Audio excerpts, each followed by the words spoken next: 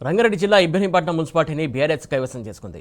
మొత్తం 24 వార్డుల్లో బీఆర్ఎస్ 13 వార్డులు గెలుచుకుని మున్సిపల్ పీఠాన్ని దక్కించుకుంది. కాంగ్రెస్ 8, బీజేపీ 2, ఇతరులు 1 స్థానంలో విజయం సాధించారు. మున్సిపల్ పీఠం దక్కడంతో బీఆర్ఎస్ శ్రేణుల్లో సంబరాలు నెలకొన్నాయి.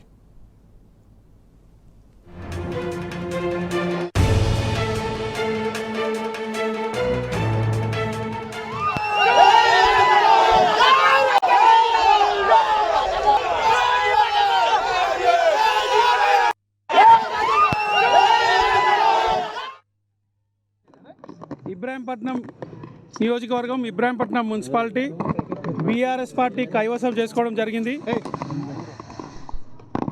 ఏదైతే కాంగ్రెస్ పార్టీ అన్ని విధాల వ్యవస్థలన్నింటినీ కూడా పూర్తిగా వాడుకొని అధికార మదంతో ఈరోజు ఎన్నో ఇబ్బందులు గురి చేసి మా అభ్యర్థులందరినీ కూడా ఎంతో విధంగా ప్రయత్నం చేసినా ఈరోజు ప్రజలు మా వెంట ఉన్నారు. ఈరోజు బీఆర్ఎస్ పార్టీని దాదాపుగా 13 వార్డులలో గెలిపించి మ్యాజిక్ ఫిగర్ దాటడం జరిగింది. తప్పకుండా ప్రజలు మా పైన ఉంచిన నమ్మకాన్ని వమ్ము చేయము, అది నిలబెట్టుకుంటాము.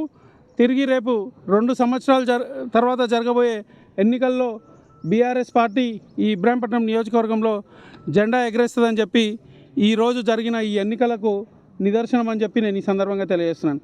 అదేవిధంగా మా అభ్యర్థుల గెలుపు కోసం కష్టపడ్డ బీఆర్ఎస్ పార్టీ నాయకులకు, కార్యకర్తలకు, అభిమానులకు అందరికీ కూడా పేరు పేరున నా హృదయపూర్వక ధన్యవాదాలు తెలియజేస్తున్నా. వారందరూ లేనిది, వారి కష్టం లేనిదే ఈరోజు ఈ విజయం సాధ్యం కాదు. కాబట్టి ఈ విజయంలో వాళ్ళ కీలక పాత్ర పోషించారని చెప్పి నేను ఈ సందర్భంగా తెలియజేస్తున్నా. అదేవిధంగా మా ఓటమి కోసం విశ్వ ప్రయత్నం చేసిన స్థానిక పోలీస్ డిపార్ట్మెంట్, మరీ ముఖ్యంగా ఏసీపీ గారికి మా హృదయపూర్వక ధన్యవాదాలు తెలియజేస్తున్నా.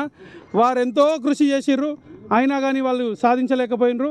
కాబట్టి గెలుపు వారికి అంకితం చేస్తున్న ఏసీపీ గారికి మరీ ముఖ్యంగా.